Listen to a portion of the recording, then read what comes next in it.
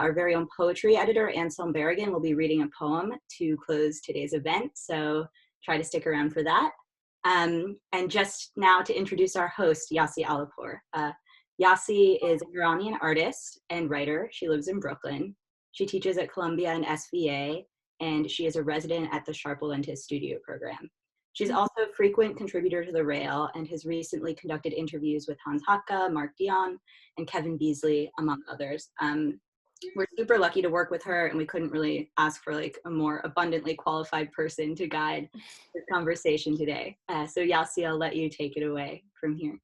Great, thank you, and thanks everyone for coming. This conversation I feel like I wanted to have for a really long time, and once again, I just want to start with thanking The Rail for making it possible. I've been part of The Rail for a long time, and I was thinking earlier today, it's like I constantly tell everyone at The Rail team that I miss them, and sometimes I wonder what is it that I miss. And I think it's mostly the fact that they make everything possible, and we come here and we agree, disagree. There are conversations where you take something, conversations that feel like what you've been thinking about in your head for a long time. I think in this time, it has been very special to still feel like I have that place to go to. So special thanks to Fong for making all the impossible ideas possible, and for the team for doing the same. I must say I was shocked when the April issue came out as a PDF, and The Rail idea of continuing in print, even if it's in spirit continue. Must say I'm blown away by the May issue in general, and especially the Guest Critics page. I can only imagine how complicated it must have been to accept this invitation in this time. And Daisy, I must say, I found every part of that section to be moving, urgent, complicated, and of our time, but not in a simplified way. On that note, or on a different note, I'm gonna just start with like introducing our amazing guests today, and then we're gonna dig in. We have a lot to cover. So I'm gonna just read the bios quickly.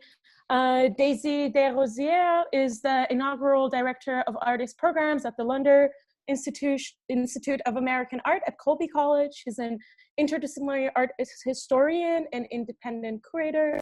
Her thesis concerns the cultural, post-colonial, and material implications of the use of sugar in contemporary art.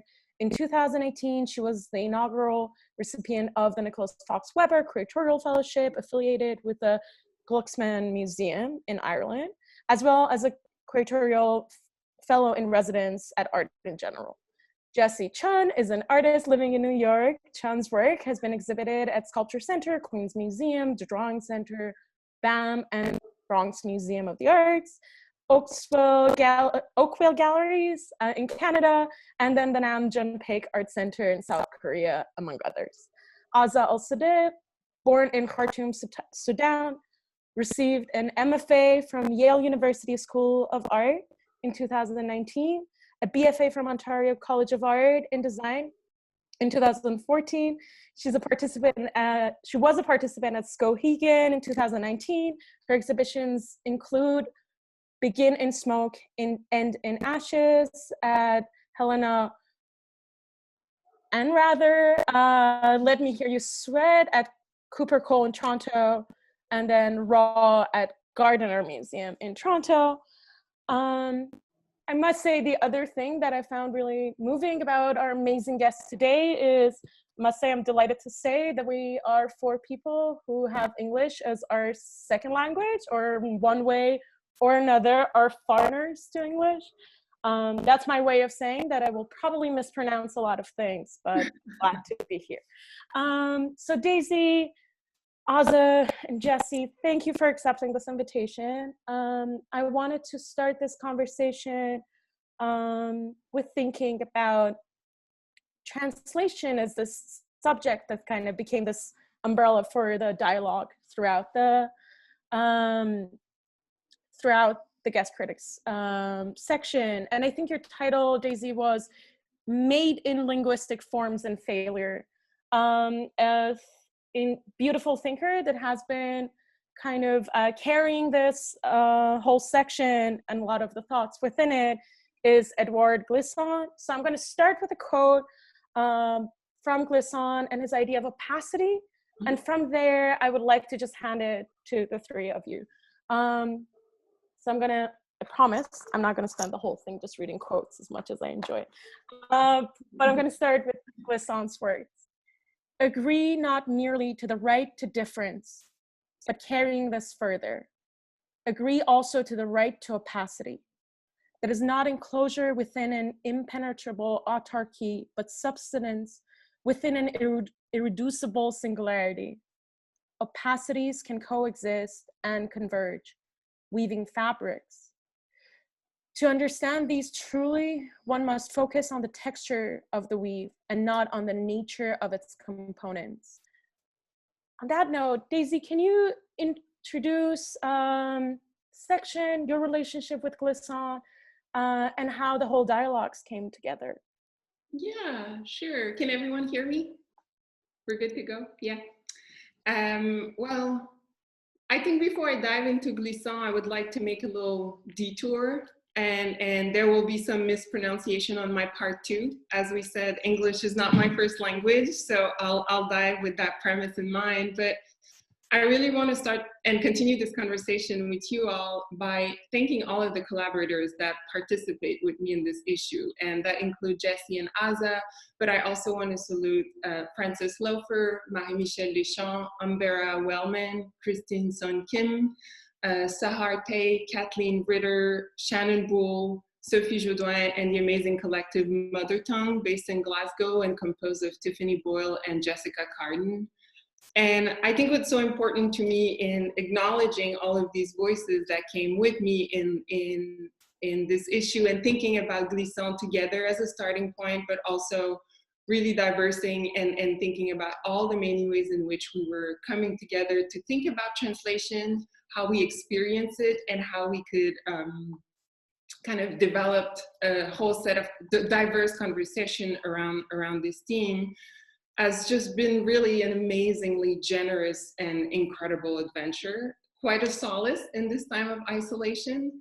And so I just wanted to start with that because it feels like often we keep those thanks for the end, but these are really important to me, and I'm thankful for their willingness and their generosity, which has been ongoing and so exciting to experience together. Bringing a community of mind together in these times is not an easy task, as everyone is experiencing right now. And I just couldn't imagine a better group to think about translation, problems of translation, mistranslation, in order to create meaning, but also to understand better each other and where we're all coming at with this project. And so Glissant comes in the mix always and forever for me. I'll start by saying that I think the best place to introduce him in my life is from a very personal perspective. Glissant being a Caribbean writer and my dad being from the Caribbean, I think Glissant's world and ecosystem was just a pure discovery for me, and so tied to my relationship to my own Blackness. Having his voice, having a Francophone voice from the Caribbean, kind of giving me language, almost giving me space to really understand the complexity in which my own maybe origin story was born, has just been such an incredible discovery that keeps unpacking, because that's the beauty with Glissant. It's such a dense material, it's such a complex and weaved way to think about identity as this singular opportunity and to understand oneself and each other, not by comparison, but really as oneself. And I think this quote and thinking about opacity, not solely in relationship to darkness, but there is opacity in the light. And that's also something that he mentioned, that anything that would seemingly be clear still has zones of complexity, still has zone of untangled part. And thinking about identity through Glissant has also been a way not to reduce the notion of identity to something that could be fully understood, but accepting that they are part that cannot. And that is so intricately linked to language, and in my case, to French. And so that's where I start with it. But it felt, discovering his work and discovering opacity and philosophy of relation was just such an incredible way, because for once I could read the original in the original language it had been written. And that's just something where there was no transfer. I could dive into it. I could dive in the way that he uses French, the way he uses French from the Caribbean, the way he also built his own version of French, which is something that actually the note by the translator in each of his book is just such an insightful way to think about his own relationship to language. And so in Glissant, there was just so much of myself that I could discover. But there's also so much that I get to gain and understand about others. And so it just felt like an amazing point of entry, one that was quite personal, as I said, but that felt I could be compelled to be in conversation with allies that I knew or that I wanted to get to know better through this premise. Yeah, does that make sense? Definitely, yeah. It's so fascinating that we have an audience that is more or less quiet. Like, I hope so. I think it does. And Jesse and Azza, I just want to make sure, do you have any thoughts on just like how the conversation came together? Any thoughts on opacity and then possibility of translation, or the idea of multiplicity and identity? As much as I always feel fascinated by that word, it kind of defies itself. Yeah. I really love the way that Daisy broke down Glissant. I think for myself, I was introduced to Glissant actually fairly recently in grad school through my amazing, brilliant friend, Amaryllis Molesky, and she had explained opacity to me. And then there was this inherent refusal towards it. Because for myself, there is always this way of how I understood myself, was this way of trying to make meaning of the world and of myself, and thinking that like the way that we can begin to understand one another is a way to find compassion. So I had this really inherently like strong resistance to the idea of opacity. And I think it's still something that I still trying to negotiate with this idea, because I mean, I watched this beautiful documentary of Glissant, it's One World in Relation, where he speaks about his theories and just really trying to grasp and understand his idea of opacity more. Because I think that regardless, opacity in life, it's inherent. There's so many things that like we don't understand and we may never know. And then the idea of transparency as this form that's a Western way of thought, that it's already flawed, because within like powers and systems and institutions, transparency doesn't exist. And I really loved how Daisy talked about that within looking at something clear, that there is still opacity. But one thing that really resonated with me, and that I'm still trying to work through, and that seems like within the topic of opacity, one beautiful quote that Glissant said was that we understand the world better when we tremble with it. So that's just something that has been running through my mind. It's beautiful. Yeah, and for me, I also got to know his work recently. I didn't really, when I was in grad school, I graduated in 2014, but I just struggled to find writers and thinkers whose work really resonated with me. And I kind of had to go out of my way to look for post-colonial theorists and thinkers. And when I came across his work, I think it really touched me on like a personal kind of deeper level. Like it felt like, I think like that word opacity, it really gave me like a tangible word to cling on to. as I was making work, and I was thinking about what I was trying to do as an artist, and like trying to navigate language, and also, you know, being an immigrant from multiple countries, I'm always going through like paperwork and bureaucracy, and transparency is literally demanded of you on every platform, right? And so just like literally the idea of going through life feeling like you're like gathering evidence to prove that like you're this person and you're transparent, and that you're legible. I think that really informed my relationship to this reading. So like talking about opacity, and also the way he talked about when he analyzed poetics, he talks about how there's like science and it has its own systems, and poetics has its own systems, and poetics is an equally important space. And like that was like really empowering to read, you know, to really start thinking about poetics in that way, that it can be equally productive and tangible. And yeah, and I think Daisy, like Azza and I were both in a show that Daisy curated at Oakville, which was thinking about Glucksman and his writing. And so I feel like this conversation's kind of been organically ongoing. Yeah. It's interesting. I constantly pause because I think there's all these different points where I personally feel moved, because it just resonates. I think there's the shared experience of a lot of shared experience that we don't really discuss, like the bureaucracy of what it means to be an immigrant, what it means to live like however we understand post-coloniality. But I think the idea of the urgency of the like personal lived experience kind of comes up in your writing, in our conversation constantly. So something that really stood out to me throughout the section was questions and ideas of the mother tongue as a starting point to think about language. And I know personally for me, it was something beyond nostalgia. It started all these more complicated questions, thinking about Farsi as my mother's tongue, thinking about my foreignness to English, but also the power dynamics that are within the history of Farsi as a language too.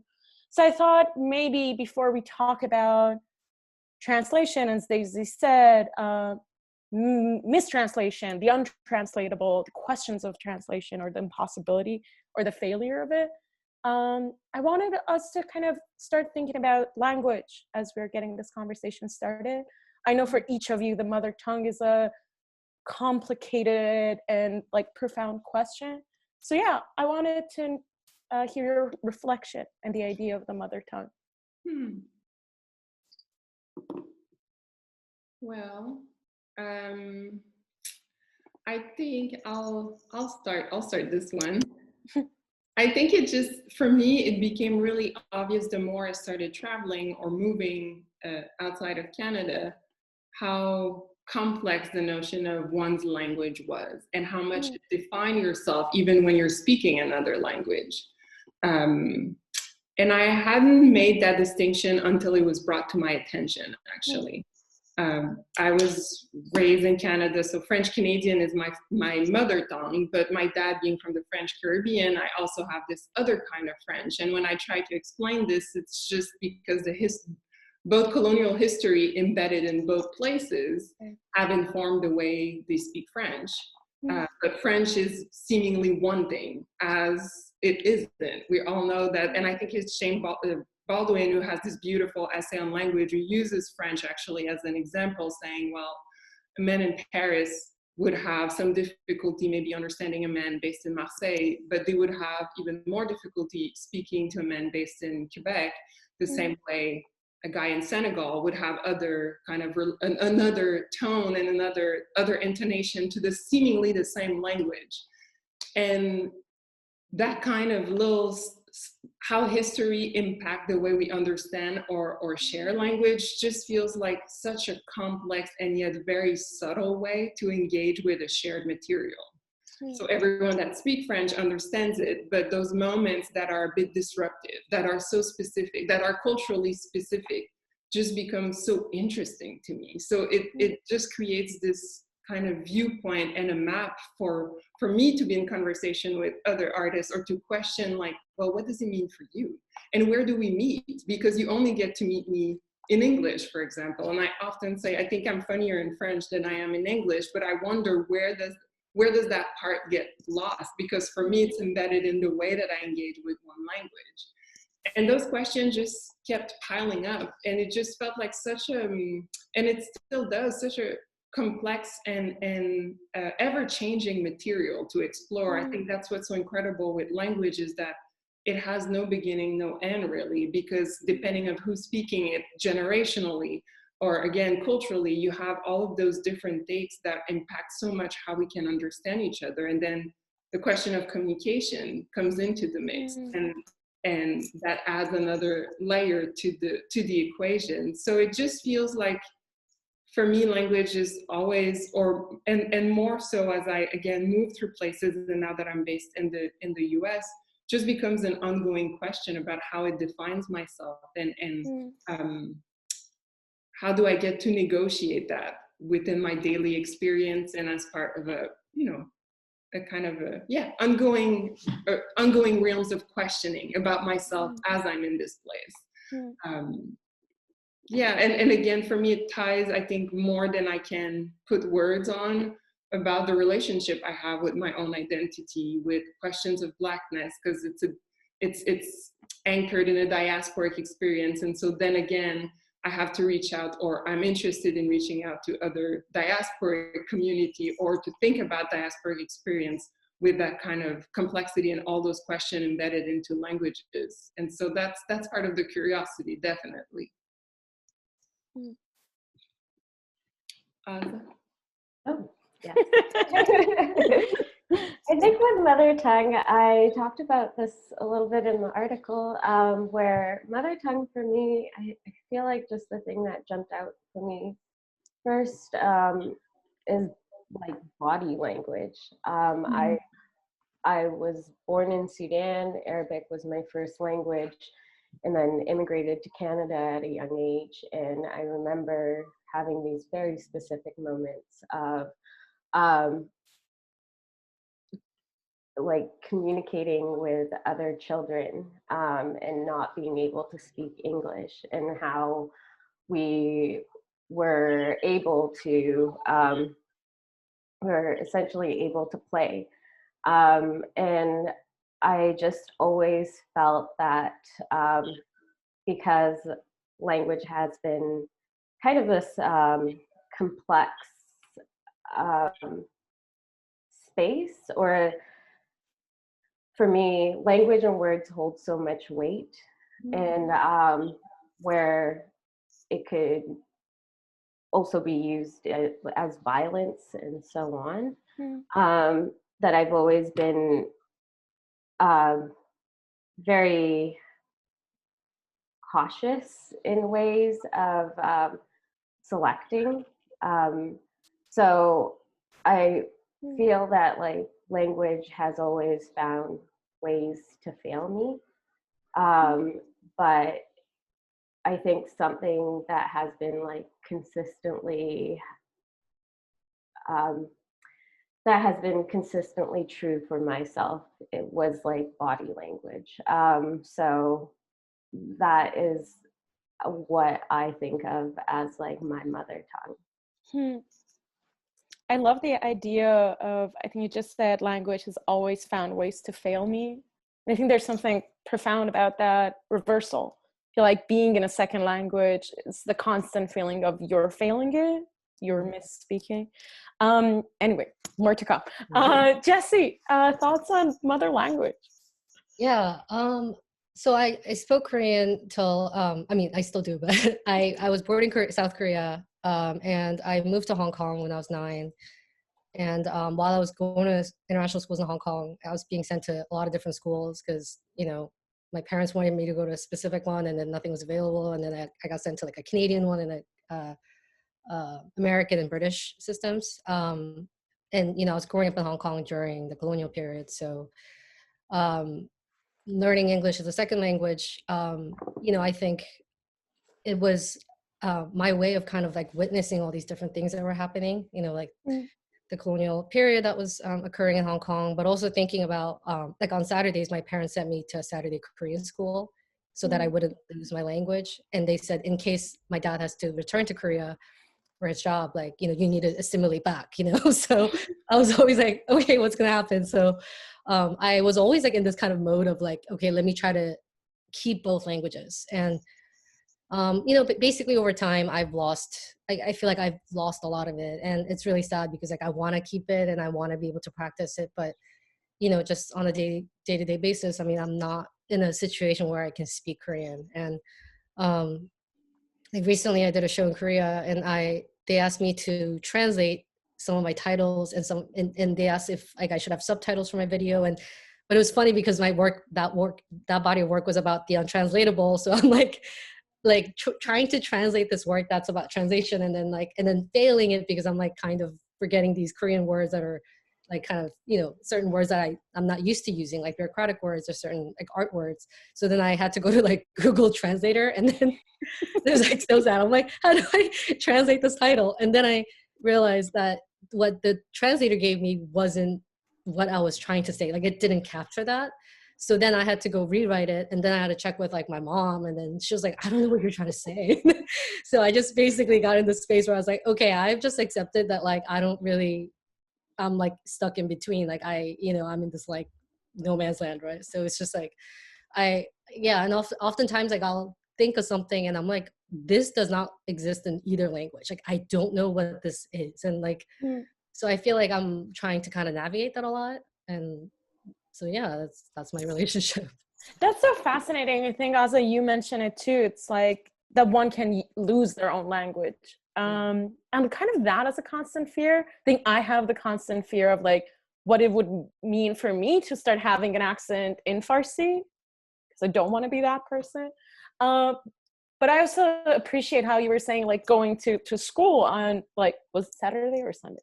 Saturday. Yeah. Saturday. To learn to be ready to assimilate even to your own culture. Mm-hmm.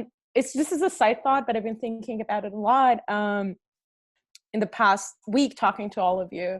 In Iran, there's a governmental kind of a cleric space whose job is to find Farsi words for all English things to kind of keep the language pure.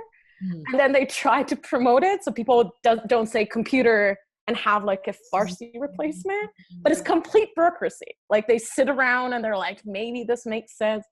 They found a word for pizza and that was a giant joke for a while. And then they make everyone in the TV use those words until everyone gets used to it. And I've recently heard, I think it's true, it costs you less if you text using Arabic alphabet rather than using English, because they want to stop people from using English. So I'm interested in like the governmental, like the longing to kind of control language, but how all these things travel through our bodies. And Daisy, something I really appreciated about this whole section was your emphasis in returning to the body, to kind of think about the language not as an abstraction, not as its distance, but perhaps as in relations. Azza, thinking about bodies, of course, that makes me think about your work too. It's like, as you said, thinking about Arabic not as a grammar or a letter or even a language, but as the body language that can be within it too. I'm terrible at segues, but I think it's kind of a segue. I think this is a good place for us to start considering, like, going through your work, if you can introduce it for us. There's something you mentioned in your interview with Daisy for the section with Sarah T, where you said, I think it was, what a fugitive and slippery word translation is. I think it's a good space to start it. So Georgia, if you could share screen, we would greatly appreciate it. Thank you. Yeah, I really do believe that.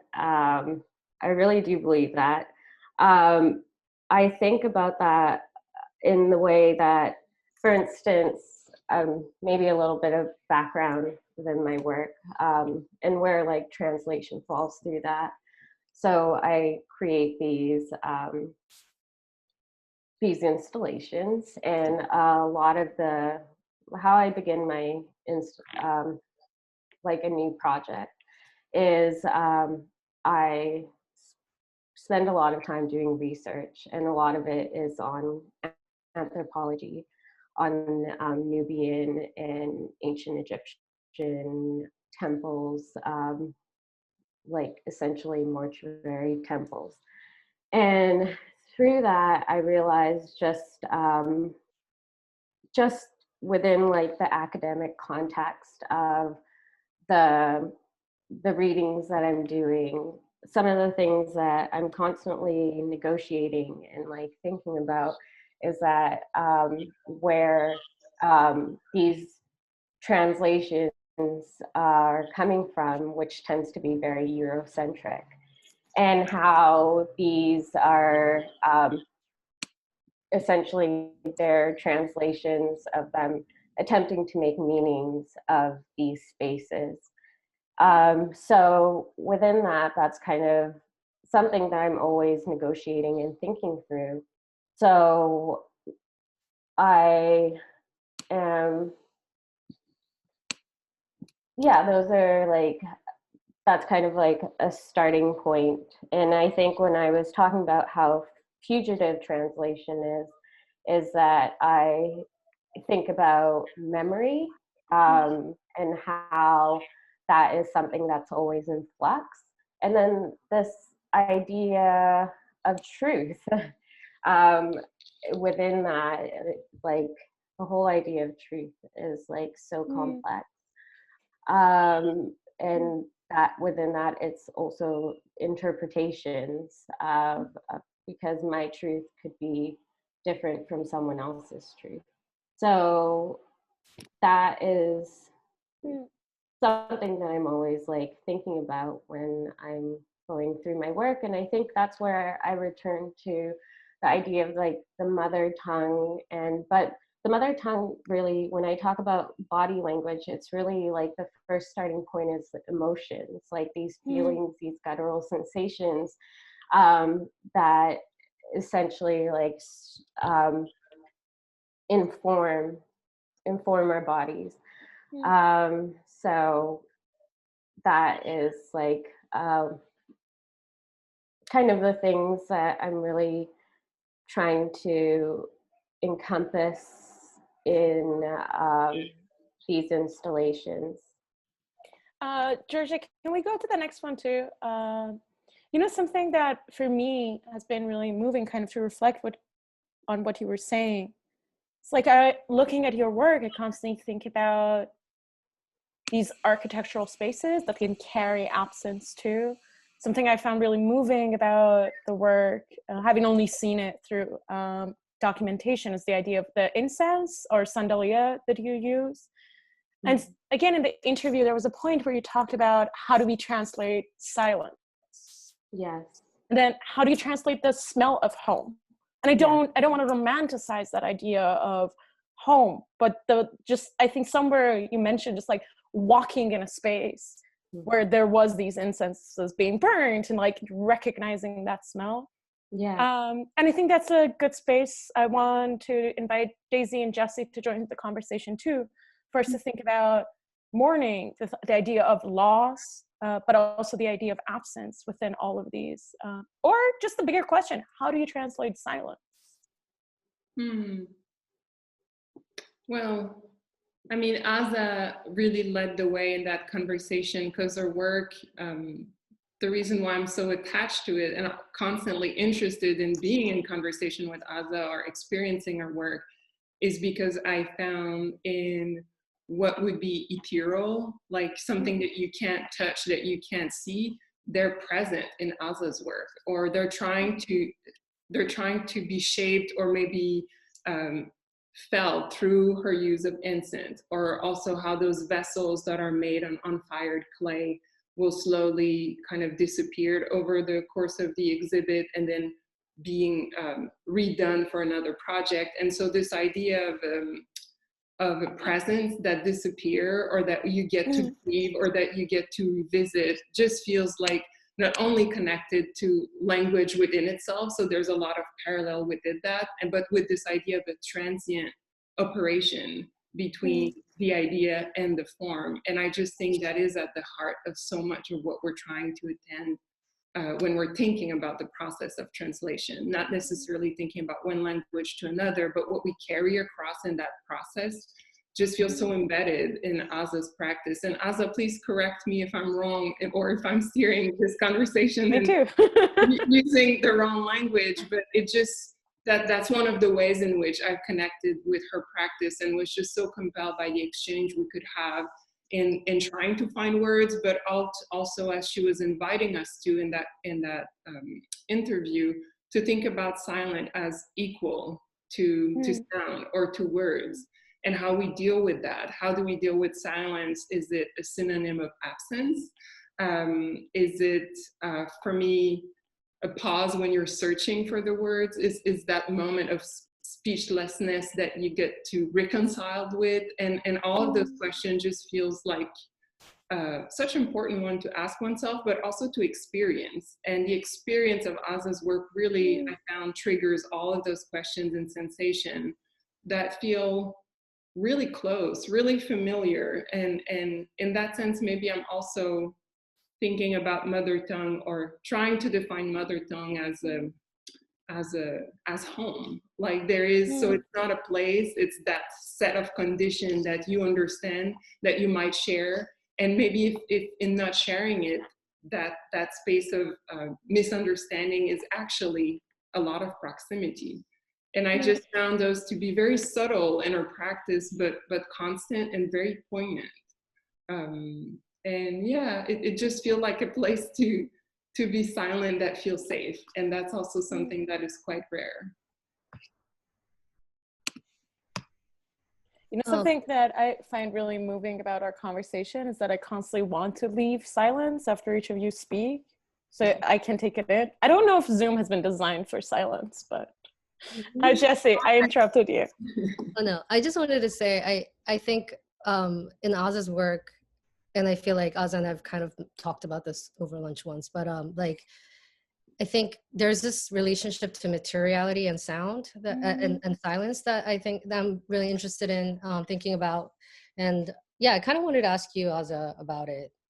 Just like, you know, because I think, and that is something I've also been working with, like trying to figure out how do you materialize silence, you know, like as a visual artist, when you're thinking about the weight of this thing and the absence of this thing, like how do you materialize it? And I'm curious, like if that's something you've been thinking about, which I like really think that you have been, so I'm just curious.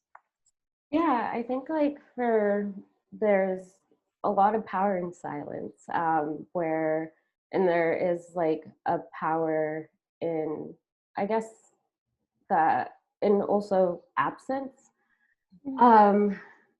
So I mean, with the installations that I've done, I think, for instance, I think that like within the scent components, such as like the Bakur that I use, it's essentially a way that like I've used it within my installations as, because the scent reminds me of the diasporic Sudanese women that I grew up with, and thinking about women as pillars in these societies that are unrecognized, the silence that history has given towards women, but as a material that, because when I use a scent, it's usually very powerful, that takes up space, and where also the beauty of scent for me as a material is something that gets embedded. It gets embedded in your clothes. It actually travels through you into your lungs, and it's something that you essentially kind of walk away with. So within that silence, it's kind of this way of, I guess, demanding space. I'm kind of moved by the idea of like these spaces that also refuse our common understanding of translation too. I was just really taken by what you said. There was there was a quote I wanted to bring in about the idea of the untranslatable as something that throughout the section you all discuss. And this is by Emily Apter. Perhaps it would be more accurate to understand the untranslatable not as pure difference in opposition to the always translatable, rightly suspect as just another non-coval form of the romantic absolute or the fetish of the other, or the myth of hermeneutic inaccessibility, but as a linguistic form of creative failure with homopathic uses. Well, I feel this one is, I just want to make a parenthesis that the title for the introduction comes from that quote of Emily Hapner on my behalf. So made of linguistic form and failure goes to the end of that. And it just felt like so on point to acknowledge all the space I couldn't fill and leaving that space for others to make meaning out of it, but also to accept that there might be no words to put in there and that we all utilize the same format, but maybe that the form could shift. And it was open to that idea, but I want to leave the untranslatable and really have Jessie kind of talk us through this a little bit, because she introduced me to the work of Emily Apner and to this concept, which I've revisited so often in her practice, and to some extent also in Azza's work. But I was just so, to the power of silence, to Azza's point, there's also this urgency to think about what cannot be conveyed, what you can't move from place, which lives in the untranslatable, that can be fetishized, adored, questioned, and challenged or unvalued. And there's so much strength in that I'm just excited for Jessie to jump in with that part of the conversation, because I feel indebted to her for that introduction. Daisy, you're helping me with segues? That was a good one. No, and I must say, I'm always moved in moments where artists are asking other artists questions, because I think there's this like urgency to it. So Jessie, the question you asked Azza, and Azza, the answer you gave, it just blew my mind. But yeah. They're extraordinary. They're both extraordinary. That's right? I think I do this always in interview when I'm like, there are moments where someone blows your mind, and then you take it out when you edit it, but we're doing this live. Jessie, maybe this is a good moment for us to move on to your work, for you to introduce it to us. Sure. I just want to say what is really moving in this work is here language becomes the body and the material itself, and there's something about the conversation between your work and Azza's that seems really urgent and significant. So the table is yours. Thank you. Yeah, I don't know if I can fully capture Emily Apter's untranslatable to its full potential, but I think the same way Glissant's opacity really spoke to me, the way Apter coined the term the untranslatable was really also an empowering kind of framework for me to enter, because, you know, I felt like, you know, I'm trying to work a lot with mistranslation, and I work, you know, in my work, I'm always thinking about systems of language, power, and legibility. And I work with found objects like documents, archives, and books, and thinking about all these institutional structures that exist to render something as language and as to render a body as a legible subject too, like a person. So yeah, I've been thinking a lot about, you know, kind of employing the role of the artist as translator, and I jokingly call myself like the kind of like, you know, dysfunctional, like fucked up translator. And I'm really interested in using, you know, abstraction and poetry to redact and to reinterpret and to kind of create poetics from pre-existing systems. And the image you're seeing right now, the video is called Indexing My Monologue. And this actually came from my research about the English language. And I'm gonna share a little bit of history here, but I was researching about how the English language was institutionalized in America. And I came across this archive, which is actually by Henry Ford, the Ford Foundation, Ford Motors.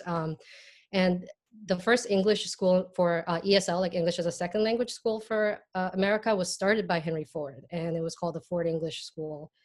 And in 1917, they held their first graduation ceremony for the students, and the students were the immigrant workers who worked there. And they called this ceremony the melting pot ceremony.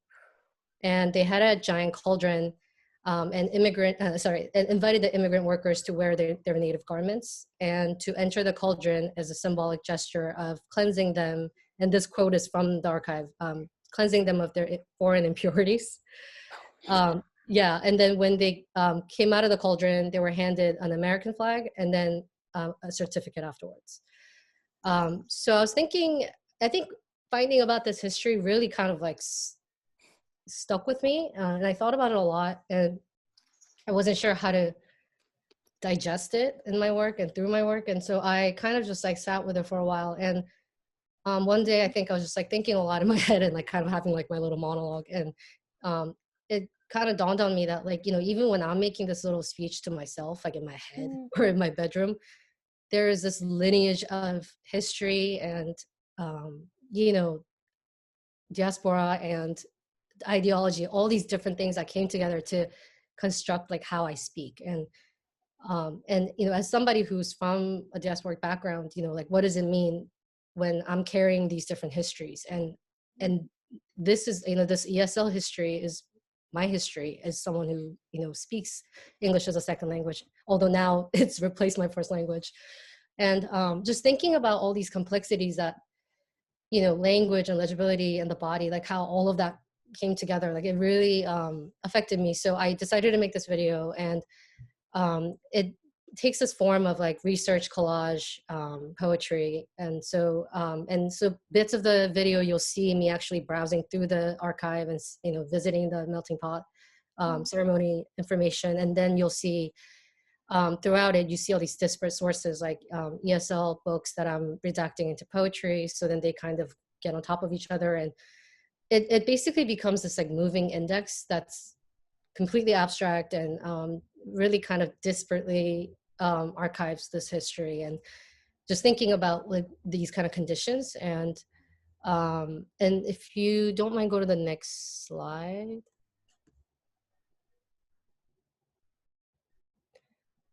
Yeah, and to kind of talk about abstraction and how I've been thinking of abstraction as a way to re-author these things. You know, I was thinking a lot about the certificate and all these other structures that exist to render somebody as a legible subject. And so I wanted to really think about the embodied experience of language and that embodiment of legibility. So I started etching these watermarks for certificates and these kind of bureaucratic patterns onto latex and silicone and these kind of bodily surfaces, and created this kind of document-esque sculpture. And so yeah, I think for me, mistranslation and abstraction and poetry, those three things have really been what's been allowing me to enter the untranslatable. No, I found the title of this piece to be really moving too. The translation on evidence, untranslatable futures and other drawings, or the idea of the untranslatable future. But to step back a bit, I think there's something I really appreciate about your work and the way you discuss your work is I think that I noticed in one of your interviews, you mentioned that's like for you, colonialism was pretty literal.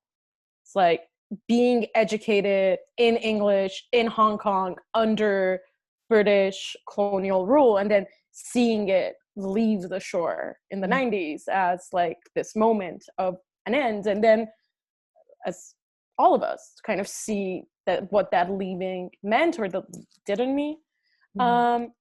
But I was thinking between, that's why I said going back, thinking about the conversation between your work and something that comes through throughout the sections, like language, both as the space is like what Azza was saying, with the scent that travels with you, but also language as the sign, as a site of violence, like as the beginning of the politicized body, as the bureaucracy that goes through like assimilation, conforming. And there's something about having a space where we can discuss both in their complexity. It feels very urgent, rare, and unique. So yeah, this is my weird segue to say, do we want to talk about colonialism? But also, there was something you mentioned in your interview with Daisy that I found really moving, where Daisy, you were asking Jesse, what is our shared space? And you were talking on a really literal space, right? It's like your experience with diaspora and migration, all the details that go through it. And Jesse is you as someone who has traveled through, and sure, me and Azza have other stories that are different and have similarities. And I think your answer to this, like, what is this sharing space? I think you mentioned lived absurdity and humor, which I think is an amazing moving space to stay both in your work, but also for us to think about the possibilities of that. So yeah, colonialism, failure, absurdity, and humor. I wonder if there's any takers. That's on the list. Okay. Or anything else. Jesse, are you willing to jump in first? Or maybe it's just a conversation, like a dialogue between the three of us, because I think there's an in between, and there's a beautiful essay that is quoted as part of this contribution, which is by Erta Muller, about the space between languages. And I think that's where we literally and conceptually all meet one another, in that impossibility to fully capture how one has lived through those experiences, but understanding that these movements have created a relationship to language, and to also the impossibility of conveying it all through either the legacy of post-colonial agenda, or to the tools, the post-colonial tools that are still upon us, or in a very, and maybe in a more simpler way, to the kind of center around which we keep redefining ourselves, as opposed to just looking at what composes us as a whole. And that space is just such a challenging and complex one to negotiate, but finding partners in crime, and luckily in art, where you could have these conversation, or maybe have no conversation, but stand aside and understanding that there's something that we share. It takes different form and doesn't materialize itself through a language that we both understand in the same way, but that there's definitely an agency that we can both negotiate, and a responsibility to oneself that we get to advocate for. And I just think that that has so much power. For me, there's also this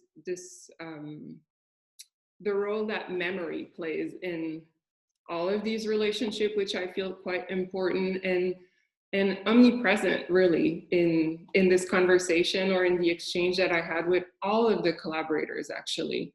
Not only memory in this nostalgic form, or this nostalgic quality, but thinking about memory as something that we carry in our body as well, and that informs language, and language being a tongue, but could also be a conceptual language. That be clear, the relationship we have here with translation has as much to do with the understanding of speaking one tongue, or the idea of conveying one language into another, but also the space in between that has nothing to do with words, or maybe it has nothing to do with sound, but is between an idea and a form.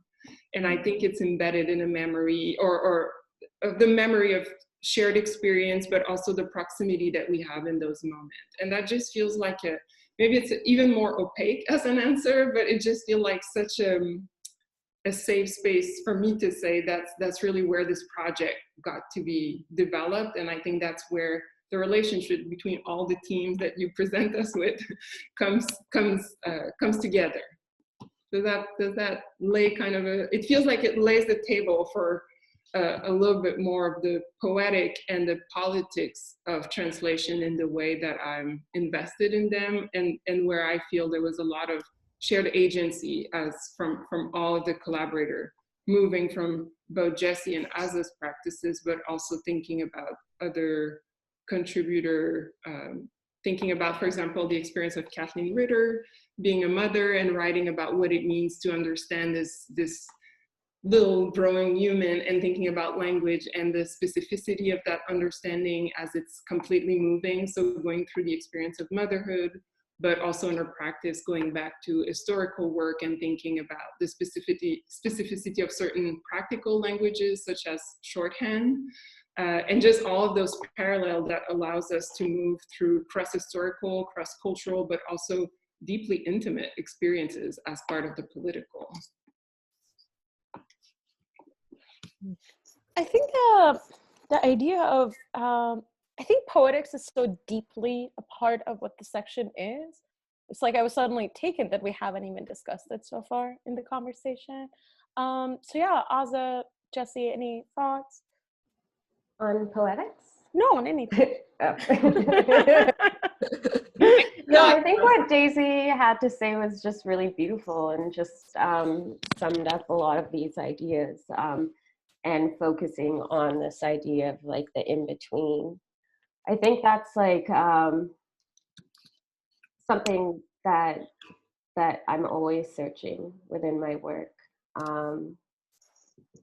Not only the untranslatable, but essentially setting up these systems that are there for me to like understand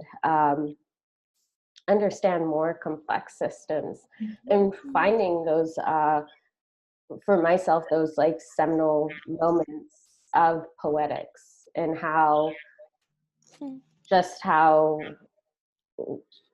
within like the water systems, how they break down the vessels, and how the clay begins to dissolve and become part of the water, but then also coming back up into the system and building upon, as well as destroying or transforming these objects. So yeah, I think it is like really within those like poetics of like making meaning and understanding our world and systems. There's something really fascinating about having a conversation that is about the complexity, the shortcoming of language, but also having it dedicated to artists and makers. And I think, Daisy, that's part of what you bring in constantly, people who think through, but also beyond language. And your emphasis on materials, and that's true with Azza and Jesse too. Jesse, any thoughts on what we just discussed? I mean, I just wanted to say, I think, like, this is just like my personal desire for the world or whatever, but I just really feel like I wish there was, I want more new words, or like, I feel like, you know, to talk about this like whole idea of languaging, like which Daisy talks about in the essay, in her essay, and that term was from Ray Chow, another post-colonial theorist that we really are a big fan of. And she talked about languaging and how, you know, that's, I think, similar to the untranslatable. It's like this open space of creative form of language.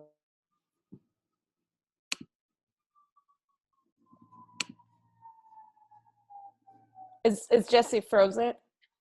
I think she... Like when we're talking about language in a critical discourse or context. Oh, can you hear me? Yeah, you got frozen for a bit, but you're back. All right. Yeah, no, I was just saying that I think like in a lot of critical discourses, a lot of like the same people keep getting quoted, you know, and like I keep thinking about, like, I feel like that's why I think even Daisy and I, when we've talked about some of these theorists, we keep saying like, you know, a lot of them are women of color.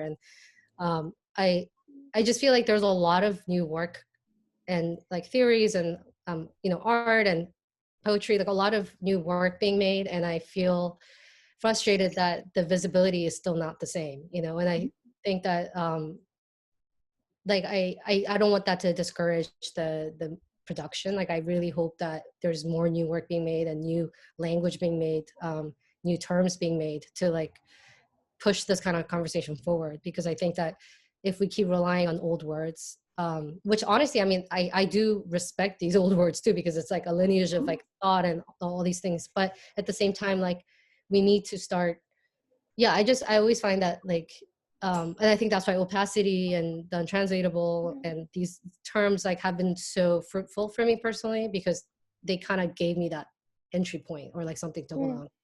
And I'm kind of hoping that, you know, people can continue to do that, and like we can all continue to do that and like talk about those things and maybe think of new ways to framework, to reframe or to recontextualize some of this, you know. I don't know if that makes any sense.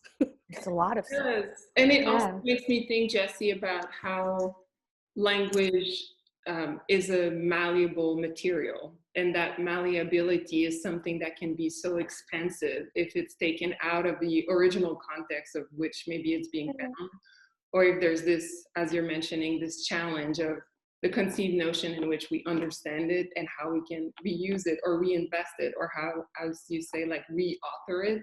I just feel those constant motion allows for things to move in a direction that can be as precarious as it maybe gains in complexity, but it's so needed because the global nature of this whole endeavor keeps being more complex anyway. Yeah, let's get messy is what I want. Yeah. Azza, were you going to say something, or? Oh, I just thought what Jessie said was amazing. Yeah, it's just gonna be like amen. Amen. It's necessary. Yeah. And Jessie, yeah, amen. So to kind of bring us back, I mean, also for the sake of time a bit, I'm going to ask my last question. I just want to let everyone know we would love to have you involved. If you have any questions, just leave it in the chat.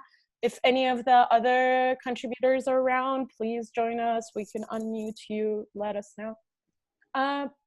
But yeah, Jessie, something I really appreciate about your voice is that you bring us to the literal urgency of what we're living through. Something that stood out to me, I think this is the first quote you used, Daisy, in your introduction to the whole essays. And it's my last quote, I promise, probably. It's from Kate Briggs, says, if translation is like a table, then it is either or can be alternately the thing itself and the configuration of persons and relations around it. I started by saying that I'm really moved by having all of you around this conversation and thinking about English as our, and I think, Jessie, that's something you use as a starting point rather than the end, or English as our meeting point where there can be failure, that can be misuse, but where we can meet. So with that, I kind of, and Jessie, you mentioned that too, to think about the longing for the need, the urgency for new words, for demanding language. That's my way of saying, any thoughts on English as our, and all the history that it echoes. Fong, I want to invite you into this conversation too. Just thinking about what it means for you to have run a publication for so long now, as someone who has experienced immigration, who lives within different languages, who emphasizes on English as a second language. Someone who once told me that I'll get comfortable and try less to, I think once you told me that eventually my accent will come back, you were like, you're trying too hard.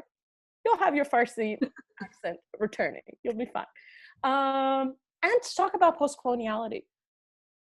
What? I was enjoying the conversation. Why do you just join us? You don't have to take over. Apologize, you guys. I'm wearing the sunglasses because I've been having so many Zoom per day. So I'm just sort of resting my eye a little bit. No, I thank you so much for all the conversation. It's just simple. I think I remember Leo Lichtenberg, one of my favorite wit, you know, even though he was a physicist, he once said, in all the languages, the word to be is irregular, hence metaphysics. And I think very interesting in the way in which all of us trying to meet halfway through in the between space that Azza was mentioning earlier. Abstraction either abstraction or the opposite, which is literal. But I think abstraction, the latter, seem to be more appealing to the way in which we can mediate, in which we can hide ourselves, in which way we don't want ourselves to be identified so easily. There's something frightening about this culture as an immigrant, as publishing the Brooklyn Rail, where every single foundation or anyone, potential donor or whatnot, always ask the most literal question. Who reads the paper? What kind of demographic would Brooklyn Rail reach? And I always say the same thing, those that read. Same thing with mission statement. Do you have a mission statement? And I always say, I really don't. It reflects the artist's arduous journey. And I think there's a way in which this culture would love to have you appear to be literalized. Everything's completely exposed, readable. So I always felt very reluctant. I'm reticent to, operate, materialize, activate that space in between. And that space between is very complex because we are carrying two cultures at once. The one from the past and the one now, the present. Not long ago, I read E.B. White's book, Here is New York. I mean, it may as well apply to the US, really, but it doesn't. It never gets applied to the US, even after September 11th, right? I remember very clearly where at one point he said there are roughly 3 New Yorks. The first New York is belong to those who born here, who take the city for granted and accept its size, its scale, and all of its turbulence as natural and inevitable. The second New York, it belongs to the commuters, the city that is devoured by locusts each day and spat out each night. The third, there is a New York of the person, those who born somewhere else and came to this city in quest for something. So in other words, the commuters give the city its tidal restlessness. Natives give its solidity and continuity. But the immigrant, the settler, give its passion. And I think that's how I identify with in that space between. It's so much passion, so much rigor, because we want it to be communicable. We want to communicate what we do, but we don't want always sell it so cheaply, so readily, so literally, so easily, So somehow we make things more complicated and more generous. It's the same. It's a very complex issue, elusive. It's interesting. I think that brings us all the way back to Glissant's The Right to Opacity. Yes. I think the way he puts it feels important. Yeah. Yasi, Azza, Daisy, final thoughts before we go to Q&A. No, give me words. Let's bring the questions. I'm Okay. People react and yes, get them in. I'm paid for all of you guys, We should have a lunchtime champagne toast, but it's a virtual, potentially lunchtime. Fantastic, and we have some questions now, so I'll start going to members of the audience. And our first question will be from Malvika. So Malvika, I'm unmuting you right now. Hi. Hi everyone. This has been like the best new social environment ever. I've really enjoyed everything you've been saying. Just like really a dream team. My question is like both. My question is about something that I struggle with sort of personally and thinking about how I make work or how I make writing, which I was hoping you guys could sort of give me your thoughts on from your own experience and practice. So my question is, how do you make work that is about identity, translation, or the space between translation, while being attentive to not falling into a kind of like fetishizing of difference that I think is really pervasive in US culture and kind of in the arts community in a way. I think there's a way that like fetishizing difference, putting kind of like cultural difference and like offering it up is like kind of the first move that is almost like required of people entering these spaces, and or fetishizing foreignness, I guess. And my question is sort of like, how have each of you navigated making work that is coming from a number of separate places, either as like diasporic work or like kind of, you know, a work of immigration or whatever? How do you do that in a way that feels like dignified, or that it preserves a kind of dignity to you? Like for me, it always helps me to think about kind of like Fred Moten's idea of like the deep fields of unmeaning. Validate my own thing. Think of like a diasporic space as kind of like a deep fields of unmeaning that you're speaking to, that doesn't have to be like authentic to a particular like original place. But then I worry about that because so much of like a diasporic identity is like, it's really easily co-opted, right? Because it's like just like about ambiguity and not fitting also. I feel like that was a really weirdly structured question. But No, that was an amazing question. It also reminds me, Malvika and Nicole. Okay, yeah, I'm good. I completely forgot. I wanted to read this. Daisy sent me this email last night, super late, and it had one sentence that really blew my mind, and it was like pretty simple, but I think it reflects on this.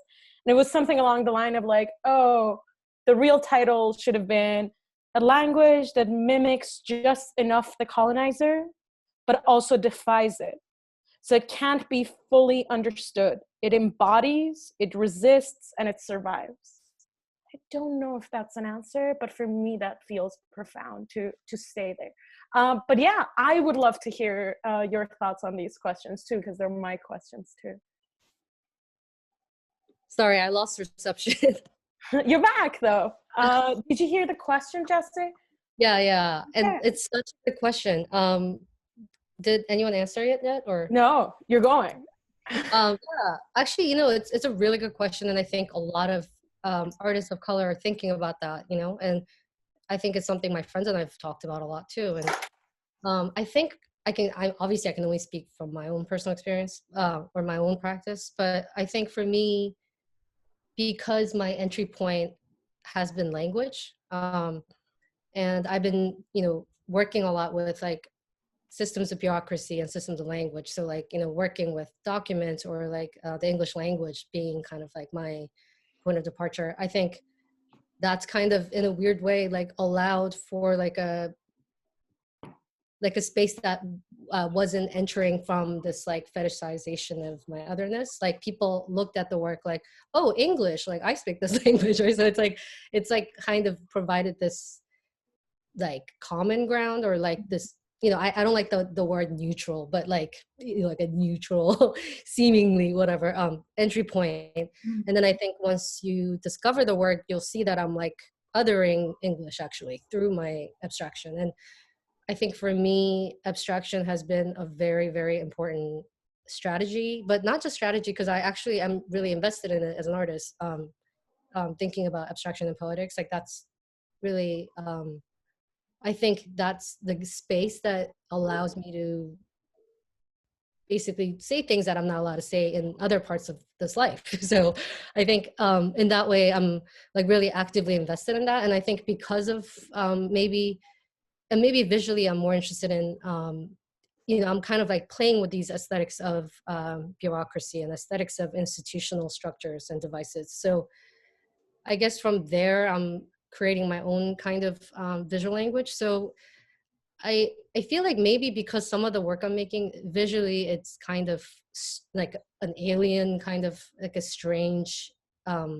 space where maybe you can't pinpoint it exactly to being like, oh, this is a Korean artist, or you know what I mean? Like, I don't think my work really looks like anything like culturally. So maybe that's also given it that kind of opacity. And I feel like, but I don't know, I think it's not really I think it just happens. Like, it's not like you can't really sit there and plan like, okay, I'm gonna like make work that's like this or like that. I just think it comes conceptually, then it just materially translates, and then I think it's just about like letting it just like seep and like stew, I think. And I really don't know what the right way to do it is, but I think the other thing I've been learning as I go is that, we do have the agency to refuse. And so if, certain people try to put me in a certain kind of context, or earlier there was a question that said, can you say something positive about colonialism? No, I will not. Like that's just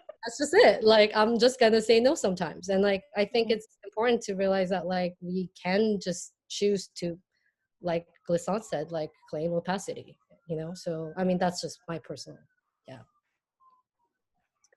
It was also interesting that in our conversation today, something that came back constantly was the word negotiation. Also, thank you for that note, because that question was driving me. Am I frozen now? Am I back? Oh, okay. Yeah, that question felt a lot to me too. I would like to repeat the no. Azza, Daisy, thoughts? Azza. Yeah, I think that was really wonderful, the way that Jesse talked about it, and also how it just kind of goes back to the whole idea of opacity. I think there's like a lot of parallels with the answer that Jesse had that I also resonate with. I think there's specific decisions within my work where at this point, I don't use a figure as a way to have that sort of agency where I'm not like dictated or pigeonholed or so on. And I think those are, and also finding like an entry point for my interest that does speak to identity, but it's nuanced in ways where there is that sort of specificity which comes in through scent. It is also it's amalgamation of like my identity, which is very complex, and I just really agree with what Jesse had to say.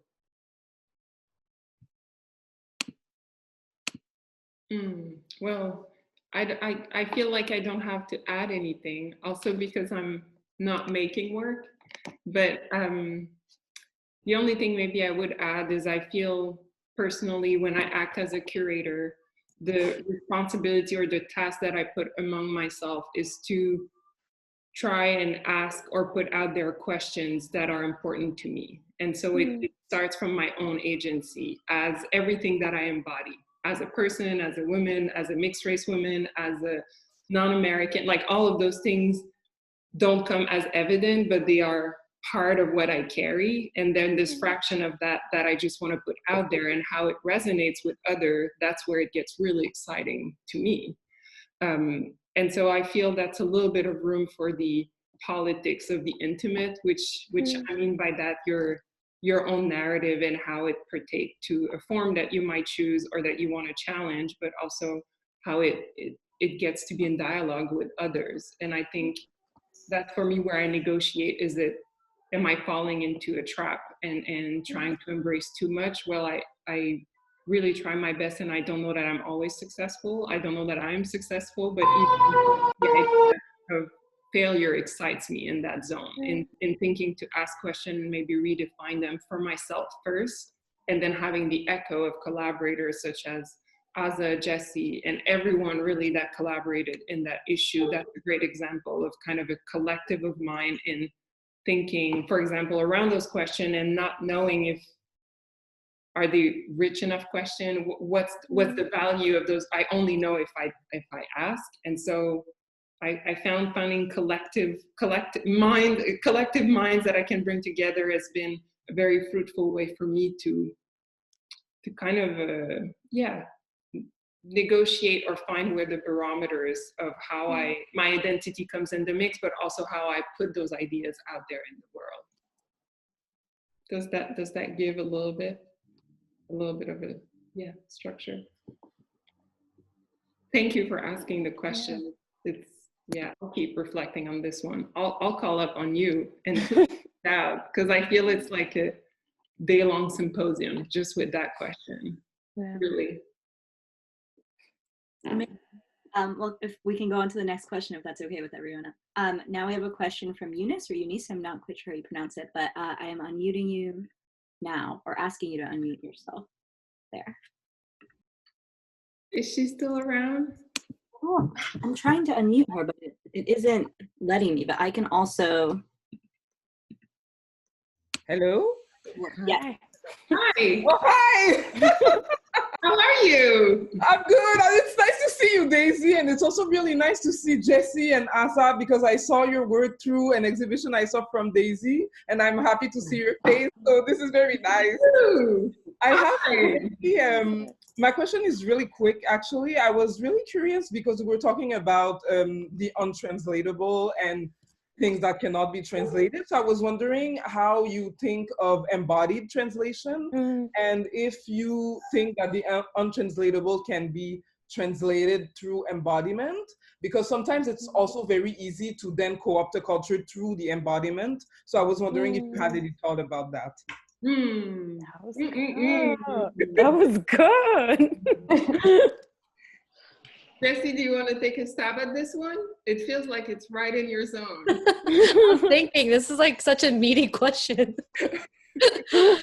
Well, embodiment of the untranslatable. I think I think about that a lot when I'm working with materials, because I think like I've been trying to figure out, like how do I visualize it, right? And so, and then thinking about like that relationship to the body and language, like I can't help but, materially try to translate that. So I think that's, your question is like something I'm actually thinking about a lot. And I think, like certain materials I've been using, like silicone, and like, which, is really kind of like to the, alluding to the flesh. And then also when I go to Canal Plastics, the only color they have is like this pink blush color for flesh. So I've been using that. And then, I think that on its own has its own kind of like ontology. And then also I'm working a lot with sound, and I keep thinking that sound is actually a really great way to think about the embodiment of the untranslatable. And I have some sound work where I was, which you might have actually seen at Oakville if you were there, but I was actually redacting English language tutorials, like pronunciation tutorials, into just like voiceless consonants, and then like vowels, and just like keeping them like literally stripping it down to what it is, like the materiality of the language itself, or the form of itself, and then using that to create this kind of like a sound abstraction.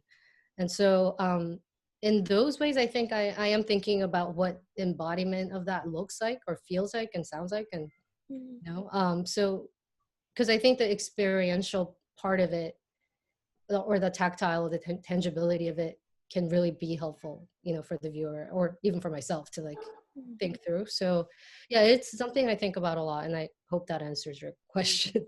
Thanks. Azza, do you have some thoughts, or you're in contemplation mode? Contemplating it. No, that's a really great question. And I felt like I, as well as Jessie, that it is like through these like systems and environments that I'm setting up, that that also like through materials that try to like attempt to translate the untranslatable.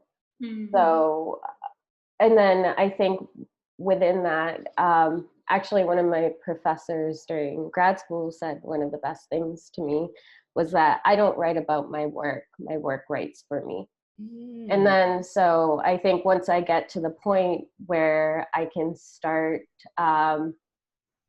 finding these like these meanings within the work, which I find leads to further questions within them. But yeah, I don't know if that helps. Yeah, but that's a really wonderful question. And I think it goes back to what you were saying earlier, Azza, how in your installation, this cultural format aimed to be present and absent at the same time, and that carry meaning. So you can grieve a presence that you know was there and no longer is and will never be back in the same way. And I just feel there's so much power in that emotion because it's lived through your body. It goes through memory of things that is so powerful to some extent.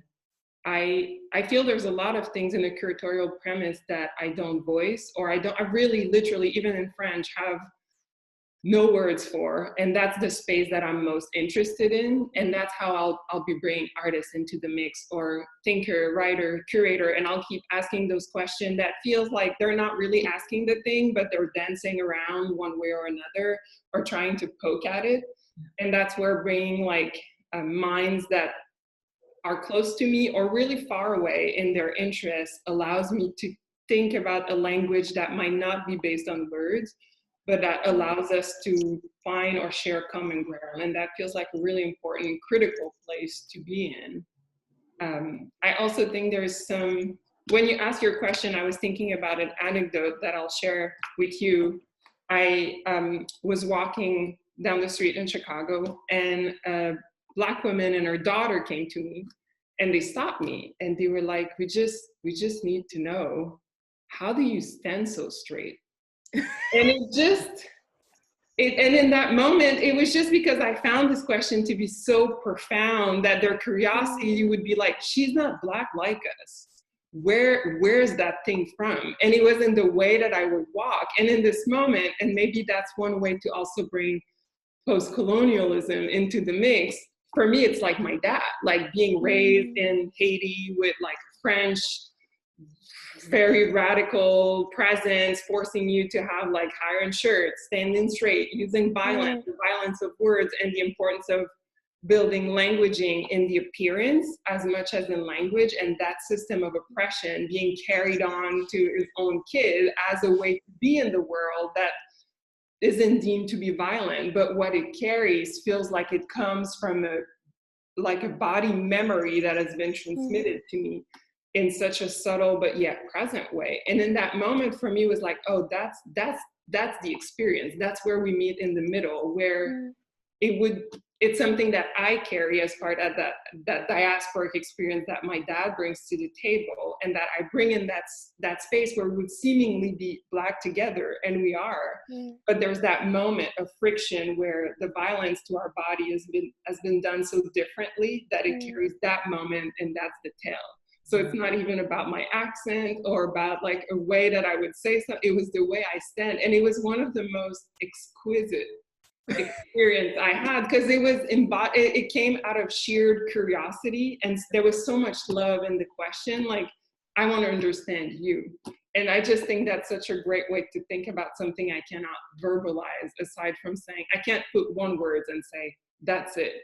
It's just this whole lineage of consequences and carrying across, really, going back to that. I'm so happy to see you. It's so great. Eunice, I just want to add one thing. When embodiment is also another form of metaphors, a metaphor that somehow have already embedded in our cultural memory. Yeah. So we can certainly evoke them readily when the right moment, right timing. I think that's what it is. What being an artist is about. You know? So God bless us all. We have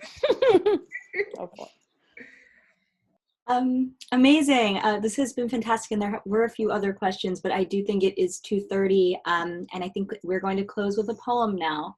So thank you, all of you guys. This was just an absolutely fantastic conversation. And just one last thing before we go to the poem, we have a great conversation tomorrow at the same time with Amy Wallach, Tom Cahill, and Allison Scott Williams of A Studio in a School. So that will be fantastic if you want to tune in at this exact same time, same place tomorrow. I have just before the poem, which I cannot wait. I just want to say I'll be sharing with the Brooklyn Rail team a reading list that I had put together as I build this guest critique issues. I had asked every participant and every collaborator to send me title of what they were reading as they were making the piece, or maybe as they were reading to not think about the piece they were making. So that's kind of a collective list of reading and just a way to share more of the thoughts that were on our mind, directly connected or not, but this disjunction is just such a precious one to me. So I'm excited to share it with you all if you want to just, join us in that worldly ecosystem that we've created to share with you all. Thank you so much. I'll make sure I'll add the list to the chat if anyone wants to see it. It's a beautiful list. Thank you. Amazing, great. So I will hand it over to Anselm. Anselm, we're super thrilled to have you close out this event. Thanks. Can you hear me? Can everybody hear me okay? Okay. Thank you for that amazing conversation. I didn't start the day knowing what I would read. I wanted to sort of hear the conversation and pick something along the way. And I'm going to read a poem that's called Freegrets. I had been writing a bunch of poems for a while called Pregrets and Regrets and Degrets. And then a sculptor named Taylor Davis asked me to write a poem basically in relation to some of her work that would maybe go into a book of her work that did actually come out about a year ago. And so this poem is called Freegrets, and it's for and after Taylor Davis. Negative Spock space around the heavenly downward pole. Duck reflection pondering eternity upwardly into projector. Fuzz interrogates plane. All resistant chemicals go mannerist in the dollar down shirt etiquette frogs present. Prepared always in relief for what must come, for what's mustily coming, for work acids, grease, blue superior punctures in the tarp. We get the flock out of grist and space shoved behind. I've got sunshine off the fade in the phase tincture. Today we pulled the gnarliest pipe rule out of the wall hole. Line's edge makes its own nest for the mouth pitched open to be fed. Safety and net don't really, if you got wings, go together. Crotchlight apparates.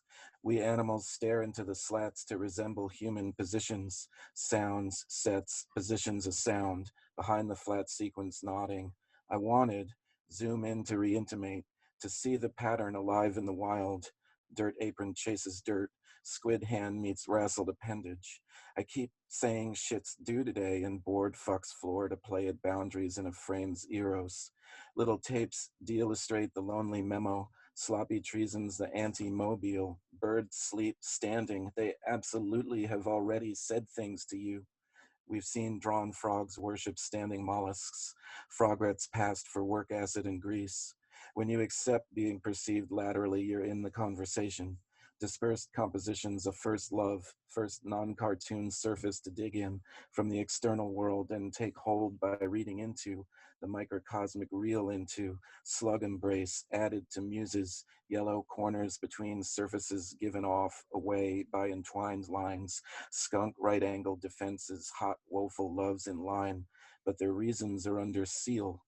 My reasons too are under seals. We like the tremulous grid. We drank to ward off anxiety of that grid's ever straightening.